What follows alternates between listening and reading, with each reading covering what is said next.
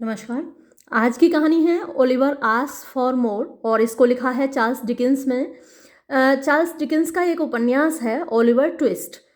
काफ़ी वॉल्यूमिनस है और इसमें ओलिवर ट्विस्ट की पूरी कहानी है। वो तो अभी क्योंकि आप छोटे हैं आपके सिलेबस में नहीं है।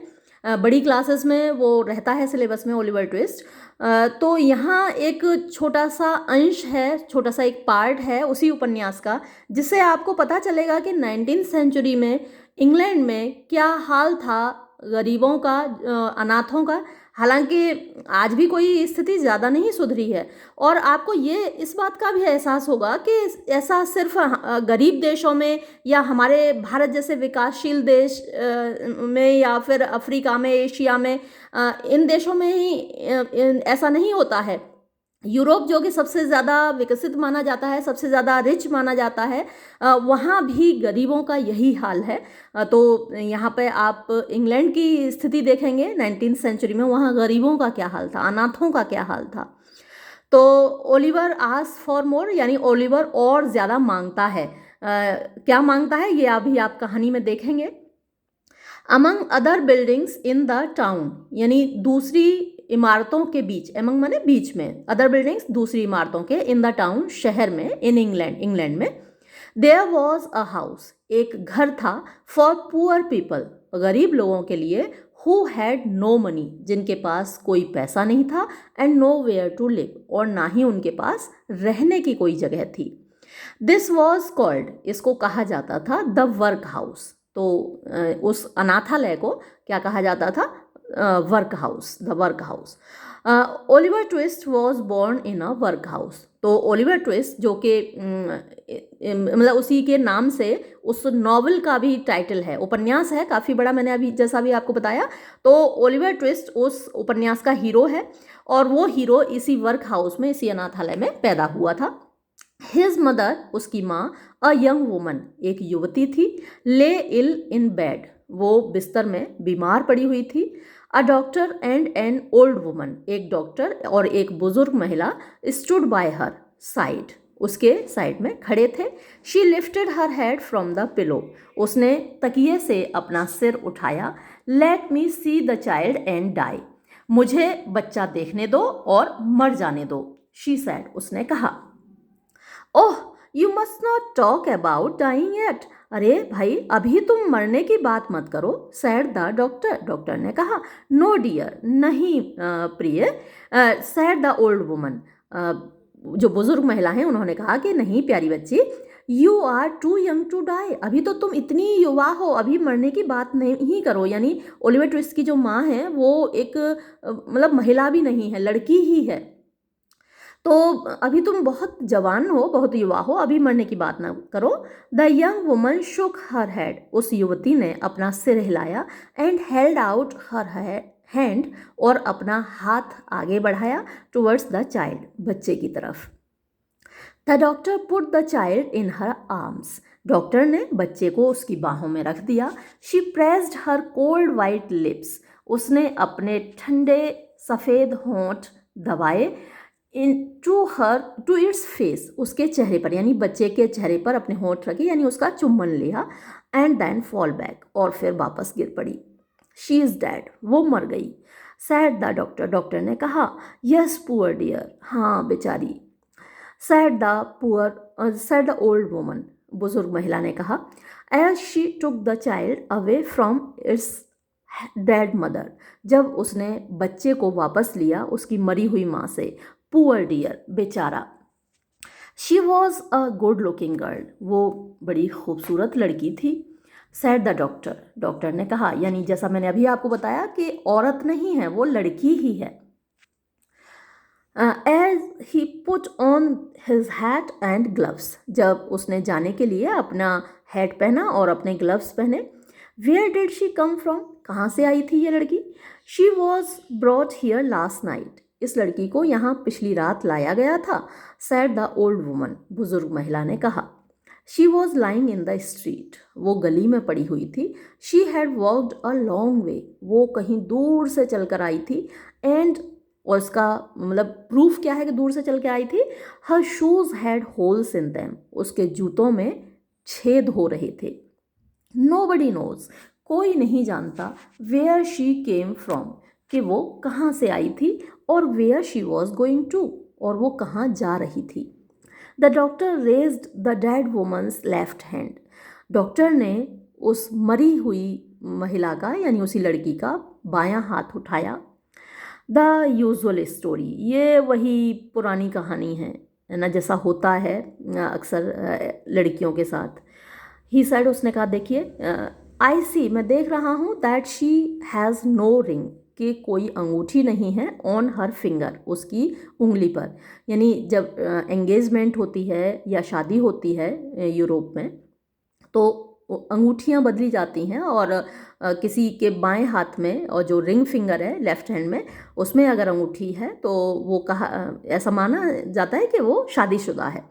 तो अब इसकी लेफ्ट हैंड में, रिंग फिंगर में कोई रिंग है ही नहीं, इसका मतलब शी वॉजंट मैरिड, उसकी शादी नहीं हुई थी, और उसने बच्चे को जन्म दिया है। गुड नाइट, अलविदा।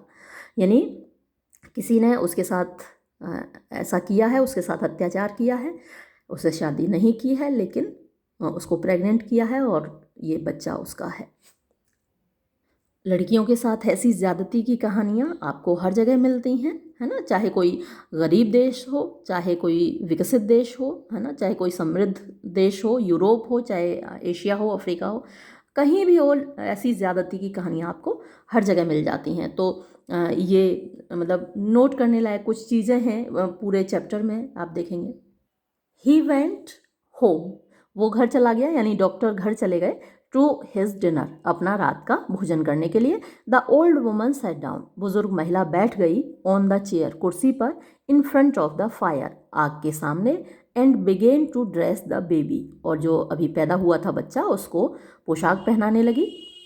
शी ड्रेस्ड हिम, उसने उस बच्चे को पहनाया, in the very old clothes, यानी वो काफ़ी पुराने कपड़े थे, यूज्ड, जो कि प्रयोग किए जाते थे, फॉर बेबीज़, उन बच्चों के लिए, हु वर बॉर्न, जो पैदा होते थे, इन द वर्क हाउस, इस वर्क हाउस में, यानी इस अनाथालय में जो बच्चे पैदा होते थे, उनको यही कपड़े पहनाए जाते थे, और जब वो बच्चा बड़ा हो जाता था तो वो कपड़े उठाकर रख दिए जाते थे, है ना, तो वो पुराने कपड़े थे, यूज्ड कपड़े थे। The child was an orphan, ये बच्चा एक अनाथ था। Born into a world, एक ऐसे संसार में पैदा हुआ था, विच हैड नो लव, जिसमें कोई मोहब्बत नहीं थी, और पिटी, ना ही कोई रहम था, ना कोई दया थी, फॉर हिम, इस बच्चे के लिए। यानी अनाथों के लिए किसके मन में दया है, किसके मन में प्यार है। भूखे हैं तो भूखे ही सो गए बेचारे बच्चे, है ना, माँ बाप होते हैं तो कितना ख्याल रखते हैं अपने बच्चे को, कभी भूखा नहीं सोने देते, लेकिन इन अनाथों की ज़िंदगी आप देखिए। No one was able to discover, यानी कोई भी पता नहीं लगा पाया, who the baby's father was, कि इस बच्चे का पिता कौन था, और what his mother's name was, और उसकी माँ का नाम क्या था। Mister Bumble, an important officer in the town, mister Bumble जो कि एक महत्वपूर्ण अफसर थे इस शहर के, इन्वेंटेड अ नेम, उन्होंने एक नाम का आविष्कार किया, फॉर द बेबी, इस बच्चे के लिए। He chose the name Oliver Twist, तो ये नाम उन्होंने दिया Oliver Twist. We name the new babies here in order from A to Z, तो हम यहाँ इन जो बच्चे पैदा होते हैं उनको ए टू जेड यानी अल्फ़ाबेटिकल ऑर्डर में नाम देते हैं। ही एक्सप्लेन्ड, उसने समझाया, व्हेन पीपल आस्क्ड, जब लोगों ने पूछा, यानी जब लोग पूछते थे कि भैया किस आधार पर नाम रखते हो, तो उन्होंने कहा कि हम अल्फ़ाबेटिकल ऑर्डर में ए टू जेड नाम रखते हैं। I named the last one Swubble, तो पिछला बच्चा जो पैदा हुआ था उसको मैंने स्वबल नाम दिया था। दिस वन इज़ ट्विस्ट, और इसको, अब एस के बाद टी आता है तो इसको ट्विस्ट नाम दिया है। The next one will be Unwin, और जो अगला बच्चा यहाँ पे अनाथ पैदा होगा उसको हम नाम देंगे अनविन, क्योंकि टी के बाद यू आता है, STU। At the age of 9, 9 वर्ष की अवस्था में, Oliver was a pale thin child, Oliver एक पीला दुबला पतला बच्चा था। He and the other workhouse boys, वो और दूसरे अनाथालय के लड़के, never had enough warm clothes और फूड, उनके पास कभी पर्याप्त गर्म कपड़े या भोजन नहीं होता था। They were given only 3 meals of thin soup every day. They were given, उनको दिया जाता था only, केवल 3 meals, 3 बार का भोजन of thin soup. thin माने पतला, यानी गाढ़ा नहीं होता था, पतला सूप होता था every day, हर दिन.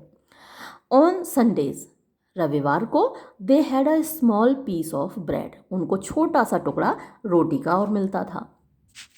They were fed in a big hall. एक बड़े से हॉल में इन लोगों को भोजन कराया जाता था. A large pot stood at one end of the room.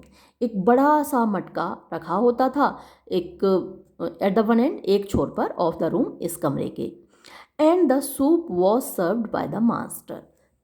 और सूप was served माने परोसा जाता था by the master, मालिक के द्वारा. Each boy had one small bowl of soup and no more. यानी each boy had, हर बच्चे को मिलता था one small bowl, एक छोटा सा कटोरा of soup, सूप का, and no more, और उससे ज़्यादा कुछ नहीं मिलता था. The bowls never needed washing. अब ये जो कटोरे थे उनको कभी भी धोने की ज़रूरत नहीं पड़ती थी, बिकॉज, क्योंकि the boys cleaned them, लड़के उनको साफ कर देते थे विद देयर स्पून्स, अपनी चम्मचों से, अंटिल दे शोन, जब तक कि वो चमकने नहीं लगते थे. मिलता ही इतना कम था, है ना, चम्मच से खाते जाते थे, चाटते जाते थे, जब तक कि वो एकदम साफ नहीं हो जाता था, चमकने नहीं लगता था. One day Oliver and his friends decided. एक दिन ओलिवर और उसके दोस्तों ने निश्चय किया that one boy would walk up to the master, कि एक लड़का मालिक के पास जाएगा आफ्टर सपर, भोजन के बाद, and ask for more soup, और ज़्यादा सूप मांगेगा. ओलिवर वॉज चोजन, और इस काम के लिए ओलिवर को चुना गया.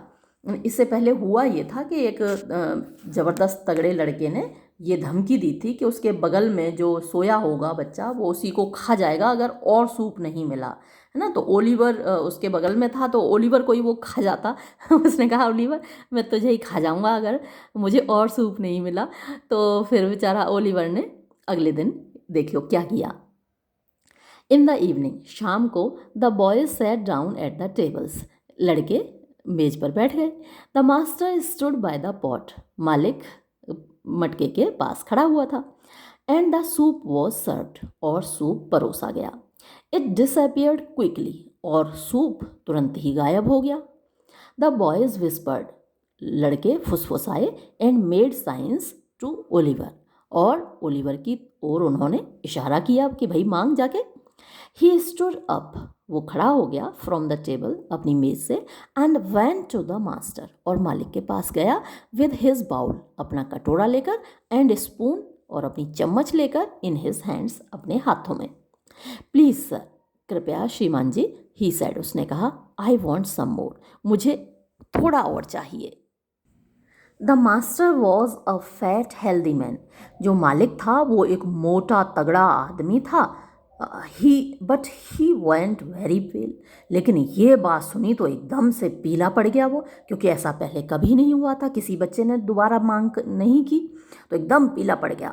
ही लुक्ड वेरी सरप्राइज, वो बड़ा आश्चर्य में पड़ गया एकदम, एट द स्मॉल बॉय, इस छोटे लड़के को देखकर बड़ा आश्चर्यचकित हुआ. व्हाट, क्या, सैड द मास्टर, मालिक बोला, एट लास्ट, अंत में, इन अ क्वाइट वॉइस, एक शांत आवाज में, क्या क्या. प्लीज सर, कृपया श्रीमान जी, रिपीटेड ओलिवर, ओलिवर ने फिर दोहराया. आई वॉन्ट सम मोर, मुझे कुछ और, थोड़ा और चाहिए जनाब, थोड़ा और दे दीजिए. The master hit Oliver with his spoon, तो जो चमचा लगा हुआ था मास्टर के हाथ में जिससे वो परोस रहा था, वो धाए से दे मारा ओलिवर में. देन सीज्ड हिम, और फिर उसको पकड़ लिया, एंड क्राइड फॉर हेल्प, और मदद के लिए चिल्लाया, अरे कोई आओ. अब जब वो चिल्लाया तो mister bumble rushed into the room, mister bumble room में दौड़कर आए, कमरे में दौड़ते हुए. And the master told him, और मालिक ने मिस्टर बम्बल को बताया, व्हाट ओलिवर हैड सेड, कि ओलिवर ने क्या कहा था. ही आस्क्ड फॉर मोर, उसने और ज़्यादा सूप मांगा. मिस्टर बम्बल क्राइड, मिस्टर बम्बल चिल्लाए, I can not believe it, मैं इस पर यकीन नहीं कर पाता, मैं इस पर विश्वास ही नहीं कर सकता, उसने और मांगा. One day they will hang the boy, एक दिन इसको फांसी पर लटका दिया जाएगा। He shook Oliver away and shut him in a dark room, उसने ओलिवर को झटका दिया और ले जाके एक अंधेरे कमरे में उसको बंद कर दिया। द नेक्स्ट मॉर्निंग, अगली सुबह, अ नोटिस अपीयर्ड, एक नोटिस दिखा on the workhouse gate, उस अनाथालय के दरवाजे पर। 5 pounds वर ऑफर्ड, 5 पाउंड का इनाम दिया जा रहा था, टू एनीबडी, ऐसे किसी भी व्यक्ति के लिए, who would take Oliver Twist, जो ओलिवर ट्विस्ट को अपने साथ ले जाए, यानी कोई इस लड़के को भी ले जाए और 5 पाउंड भी साथ में ले जाए। क्या बात है। Oliver was a prisoner in that cold dark room for a whole week. Oliver was a prisoner, Oliver एक कैदी था, in that cold dark room, सोचिए कि यूरोप में कितनी ठंड पड़ती है, और उस ठंडे अंधेरे कमरे में पूरे एक वीक के लिए उसको कैद कर दिया गया। एवरी मॉर्निंग, हर सुबह, he was taken outside to wash, उसको बाहर ले जाया जाता था सुबह के जो नित्य कर्म होते हैं उनके लिए। वैसे भी बेचारे को क्या ही आती होगी बेचारा जिसको खाने को नहीं मिलेगा तो आउटपुट कहाँ होगा। तो and mister Bumble beat him with a stick, और मिस्टर बम्बल उसको छड़ी से पीटते थे। Then he was taken into the large hall, फिर उसको वो उस बड़े हॉल में ले जाया जाता था, where the boys had their soup, जहाँ लड़कों को उनका सूप दिया जाता था। Mister Bumble beat him, mister Bumble उसको पीटा करते थे, इन फ्रंट ऑफ एवरीबडी, हर किसी के सामने। किस लिए पीटते थे कि देख लो, अगर इसके जैसा किसी और ने किया, किसी और ने भी दोबारा सूप मांगा ना, तो उसकी यही हालत होगी। ये वार्निंग देने के लिए उन लड़कों के सामने भी पीटते थे। ही क्राइड ऑल डे, वो पूरे दिन रोता रहता था। व्हेन नाइट केम, जब रात होती थी, ही ट्राइड टू स्लीप, वो सोने की कोशिश करता था, बट ही वॉज कोल्ड, लेकिन उसको ठंड लग रही होती थी। लोनली, वो अकेला होता था उस अंधेरे कमरे में। एंड फ्राइटेंड, और डरा हुआ होता था। ये पता है, ये जो घटना है उस लेखक के वास्तविक जीवन की भी घटना है। चार्ल्स डिकेंस, जो कि इसका लेखक है इस उपन्यास का, उसने अपने जीवन में ऐसा झेला था। तो इस उपन्यास की बहुत सारी घटनाएं हैं जो ऑटोबायोग्राफिकल हैं। जब आप बड़े हो जाएंगे तो पढ़िएगा ज़रूर। वन डे, लेकिन एक दिन, outside the high workhouse gate, उस ऊंचे अनाथालय के दरवाजे पर बाहर, mister Bumble met mister Sowerberry, mister Bumble को मिस्टर सोबरबेरी मिले। Mister Sowerberry was a tall thin man, mister Sowerberry एक लंबे पतले आदमी थे। हु वोर ब्लैक क्लॉथ्स, जो कि काले कपड़े पहनते थे। एंड मेड कॉफिन्स, और ताबूत बनाया करते थे। मैनी ऑफ हिज कॉफिन्स, उनके बहुत सारे ताबूत, वर होते थे, फॉर द पुअर पीपल, उन गरीब लोगों के लिए, who died in the work house, जो कि अनाथालय में मरते थे। I have prepared the coffins, मैंने ताबूत तैयार कर लिए हैं, फॉर द 2 women, उन 2 औरतों के लिए, हु डाइड लास्ट नाइट, जो पिछली रात को मरी थीं। ही सैड टू मिस्टर बम्बल, मतलब मिस्टर सोबरबेरी ने मिस्टर बम्बल से कहा। गुड, ठीक है, सैड मिस्टर बम्बल ने कहा। You will be rich one day, एक दिन तुम ज़रूर धनवान बनोगे mister Sowerberry. Do you know anybody, क्या तुम किसी ऐसे आदमी को जानते हो, हु वॉन्ट्स अ बॉय, जिसको एक लड़के की ज़रूरत हो, एंड 5 pounds, और साथ में 5 पाउंड की भी ज़रूरत हो। ही रेज्ड हिज स्टिक, उसने अपनी छड़ी उठाई, एंड पॉइंटेड, और इशारा किया, टू द नोटिस, उस नोटिस की ओर, ऑन द गेट, जो कि दरवाजे पर लगा हुआ था। तो आपके सिलेबस में केवल इतनी ही कहानी है, और आपको सिर्फ एक झलक दिखाई गई है कि किस तरीके की लाइफ होती थी उन बच्चों की जो बेचारे अनाथ होते थे, जिनके माँ बाप नहीं होते थे। तो उम्मीद है आपको अच्छा लगा होगा। ये वीडियो मैं यहीं समाप्त करती हूँ। धन्यवाद।